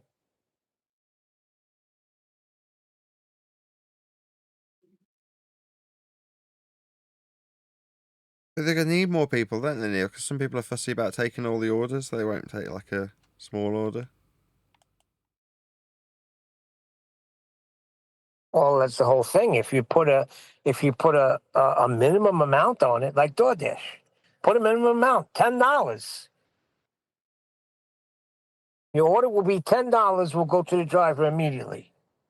Then you could freaking do whatever you want. Then if you want me for $3 after that, at least it'll be 13. But how do you expect somebody to leave their house with $2.50? Don't even pay for the gas. Like, makes no sense to me.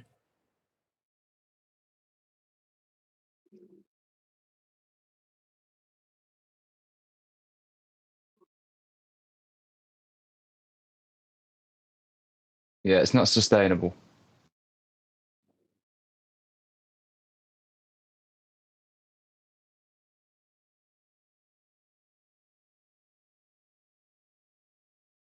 Well, Are there no, back to New factories York. you can work at, Neil? Back to New York for Neil. I'm gonna have to go back to New York for at least a couple of months to get a big chunk again, and Are there then no try it factories over there? again.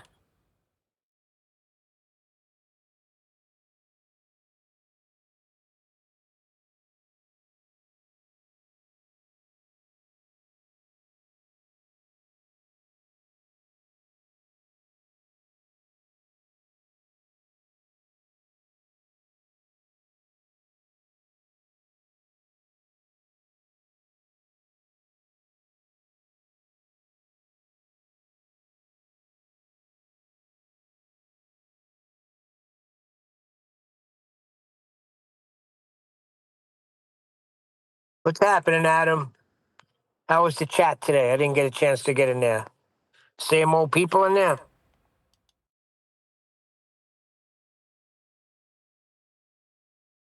Always.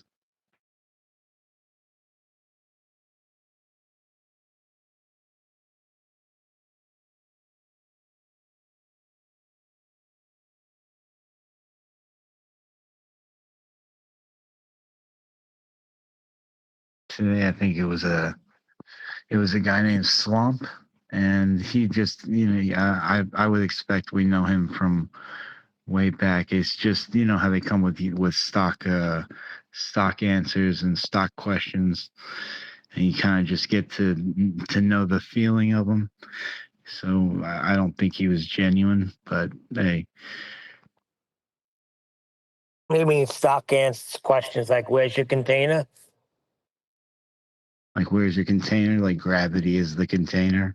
Gravity is, in towards the middle of Earth. And he actually, I think, gave a little bit of math for the center of Earth. And I didn't, I'm done pressing them. But I was like, so now you got math for the center of Earth.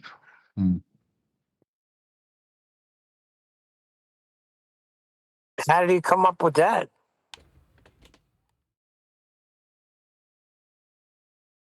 I think my question was what math, and I don't remember his answer. Think All right. about it as a non-answer. All right. To get to the center of something, right? Don't you have to know how big that something is, right?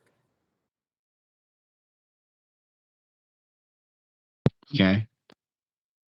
So they must be going by the radius that they have, and they're going to the center of Earth from the radius. I don't know.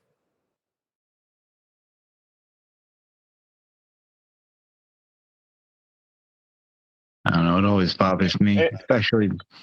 I'm sorry, especially when I think about like the imperfectness of their ball. That kind of it always gets to me. that they don't think that they could, detect where the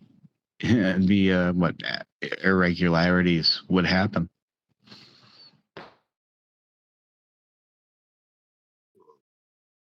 It's sad, isn't it, that they're still trying to promote a radius and hang on. They're still trying to hang on to this thing. It's like you have a sliding scale, which is the horizon, right? It moves closer to you and further from you without you even doing anything. You can do that, right? I know, I've experienced it many times. So that means you have no standard to base the size of the sphere you need it to be on. Because they always have at least 7 over, if not greater than 7 over 6 R. That's all based on R, which is based on there not being any 7 over or greater than 7 over 6 R. So the thing they need to not happen so they could measure their globe constantly happens and is happening at a different degree from moment to moment, hour to hour, week to week, you know what I mean? Month to month, year to year. The point is that they don't have anything. They literally have to just completely relinquish all horizon claims in 2020. All over. They can't claim anything about the horizon again. And then they'll turn up and ask you, how come there's half of this windmill being blocked by the horizon? It's like, how stupid are we? You know what I mean? I mean, some of it is, obviously they're not all stupid because they're not taking up the challenge that I put out there that will either prove or disprove a globe. Right? So they're not all stupid. But they are stupid enough to think that they can still turn up with an horizon that's blocking something. Do you know what I mean? Well, I think what they're going to do with that challenge is they're just going to ad hom you and try to make it look like you're an idiot. Look, they'll come up with something, some sort of math to try and make you look stupid when they can't. They can't come up with anything. This is what I've been given, right? Why didn't you take on Wolfie's challenge years ago? I can't even remember what Wolfie's challenge was, but I remember it had nothing to do with anything and didn't prove flat or globe, right? It was some BS challenge that had nothing to do with anything, right? I can't remember what it was, but I remember the tone of it, right? Right. Or they said to me, how come your diagrams aren't the scale? Now, all the maths and everything are perfect in it, right? You can take all of them and they're all comfortable. I said, well, the scale you're looking for is in the previous video. I have that exact scale in the previous video. And they said, all right, so it's in the previous video. Yeah, but it's not in this video. Yeah, it's not in this video, it's in the previous video. But the point being is that what has the scale got to do with anything? I said there wasn't the scale. I said that there wasn't scale in the video. I said that in the video. So why are any of them wanting to talk to me about scale? All the maths are there. The maths match everything. Everything is perfect there. So I don't have to worry about scale. Do you know what I mean? So that's the other one. Other than that, they've had red herrings. Yeah. Brian, they want to talk to you about scale because it's not in that video. Yeah. They want to talk to me about the thing that isn't in the video, and they want to argue with me about things that I've already debunked in the past, but they want to rehash again. I have several of them. One particular, your man Buck Sodbuster. Not the guy that gave me the pitch there. Yeah, he wants me to sign Nathan's book when he gets it. God. Now, he is trying to have a GPS argument with me, and he doesn't understand how he doesn't actually understand how GPS works. Right? He doesn't understand the full. He's denying, him and others are denying elements of official claims to do with GPS, and he doesn't understand basic things. I'm asking him to come up with the geometry of how a fix happens. Show me all the geometry from A through to Z. Show me, and what they all have to do is because all they have is copy and paste of the original of the official story, right? So what they all have to do is refer back to the official story, copy and paste some rubbish that they don't even fully understand, and then expect me to accept that as some kind of an answer. It's like, no, what they're basically doing is referring to magic and then expecting me to accept it because they do. Right. So that's the third thing that I'm getting. So it's either Wolfie's challenge, one of them brought up. The other one I heard was scale. Other than that, it's really only nonsense. Like even the GPS thing is just a complete red herring. I mean, there's nothing, just nonsense, just ad homs and your basic BS that they come up with. So there's nothing. It's anything but do the challenge, anything but address the challenge. You know, and oh, sorry, no, I was told that that that that the amount of drop extra is insignificant within what I'm pointing out. The amount of drop is 1.83 miles, right? So what it means is that the plane would end up 1.8 if the pilot uses what pilots do use for their descent, which is trigonometry, and uses it in the way they use it for their descent, they will end up 1.83 miles too high if the Earth's a globe, right? I'm being told that's insignificant. That's what I'm getting. Waste of time. Wow. What was Wolfie's challenge? I can't remember. It was probably just some nonsense. Right? Some heap of nonsense that didn't matter. If it had any merit, they all would have been going on about it. It was just some. Wolfie came at me with a load of different stupid things. Wolfie asked me at one point, would I videotape what I'm doing at the weekend to prove that I was out partying with people and I wasn't at home on my own or something like that. Can't remember the full details. It was some heap of rubbish. But that, I mean, whatever his challenge was, it didn't prove anything, that's for sure. It was probably based around personal matters and not based around, the argument. Daz, can you mute, please? Daz.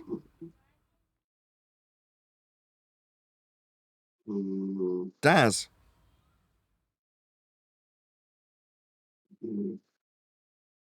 Oh my God. Daz.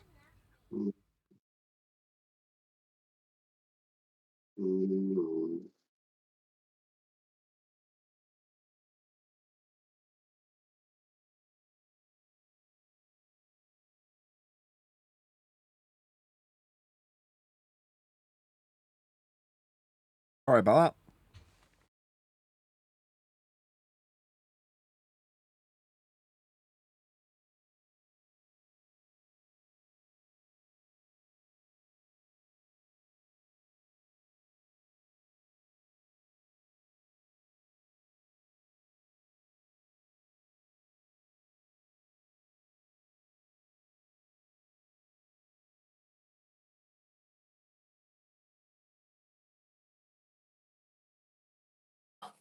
Any ballers in Discord?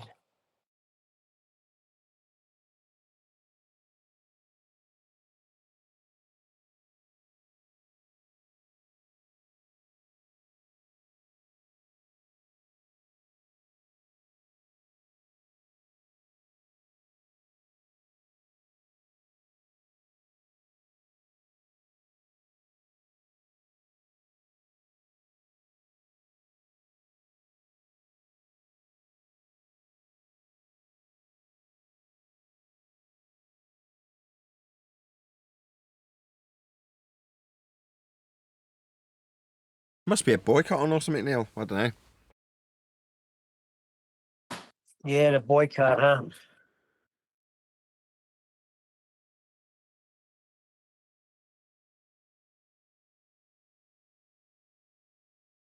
If you listen carefully enough, you can hear the evidence speak for itself.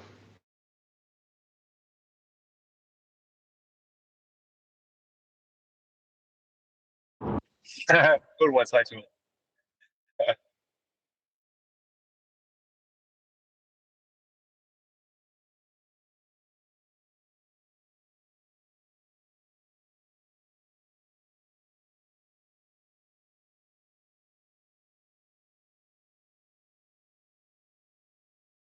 You we live tonight? No, that was last night. Oh yes. Too much alcohol. We're doing the book later. I'm just going to, I don't know, record about 5 or 10 minutes more after show. Then I'm going to have a small break and then we're going to come back at about 6:30. About 3 hours.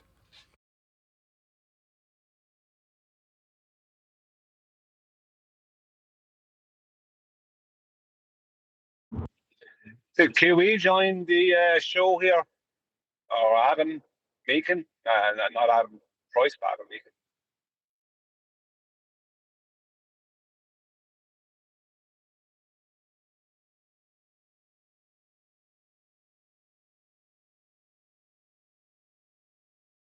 You talking about today's show? No.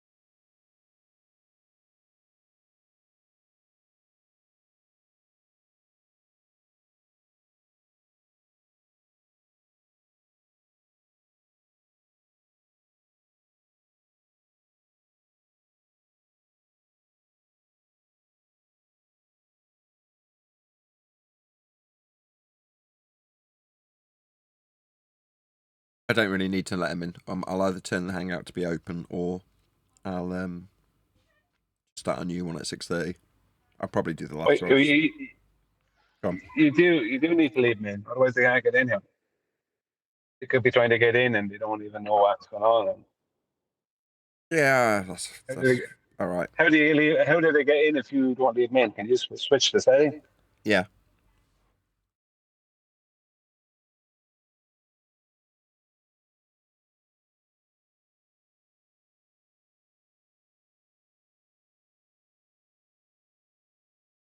Or just leave the door open again.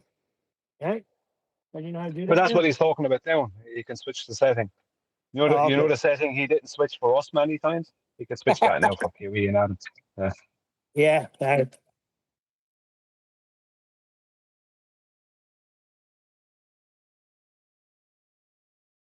Neil, why aren't you going to Atlanta to get work? What's that? Why aren't you trying to get a few weeks work in Atlanta? Yeah, I don't know anybody in Atlanta. Yeah, but you just make a few phone calls, like. Just say, look, you're looking for a few weeks work here or there. You're living in you're what, an hour or so away from Atlanta? Yeah, it's my age, Brian. I'm not what I used to be, you know. I can't be doing that work. I'm 60 next month. It's like I gotta be working. Yeah. Yeah, I have to have guys with me. I can't just go out like I used to on my own and take a helper. Those days are over. What about if you got work in Atlanta and brought lads from New York down to Atlanta? Would they be interested in that? Yeah. Would they come down for a couple of weeks? Nobody's coming with me to Atlanta from New York, trust me. It's just, I gotta. This really messed me up, man. This Instacart thing screwed me because I know I could break my ass, stay out. I could always make at least 1,000 and better a week. I can't do it with the DoorDash because, first of all, the car's not going to make it. See, with Instacart, you could do just 4 orders a day and make a quota. That's 4 deliveries. DoorDash, to make that amount, I got to do 30 deliveries. Doesn't make any sense. Yeah, you're on the road too much. Yeah, exactly. Yeah, I don't think the car's going to make it. It's already making a weird sound, you know, the vehicle. What's bothering me about that is you can't even talk to nobody. There's nobody to talk to. Everything's an email and an app, and they just freaking, no, we decided we're not going to hear your freaking, what do you call that, dispute, and we have deactivated your account permanently. What the freak is that? That's not even constitutional. freaking illegal, right? Are you So he driving broke the American vehicle? Brand of vehicle are you using, Neil?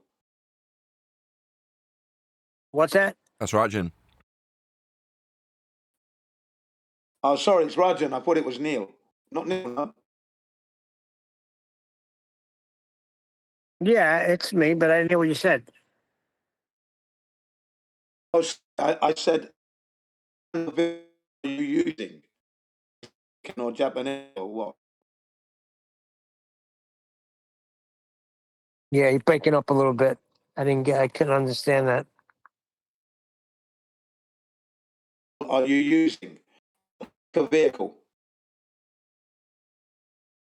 I have a Nissan Pathfinder 2008.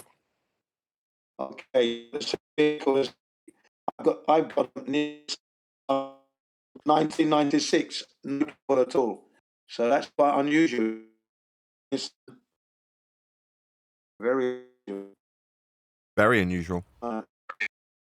Yeah, they're really Japanese vehicles. Mine is 90, nothing got wrong with it, except for the regular wearing out of parts.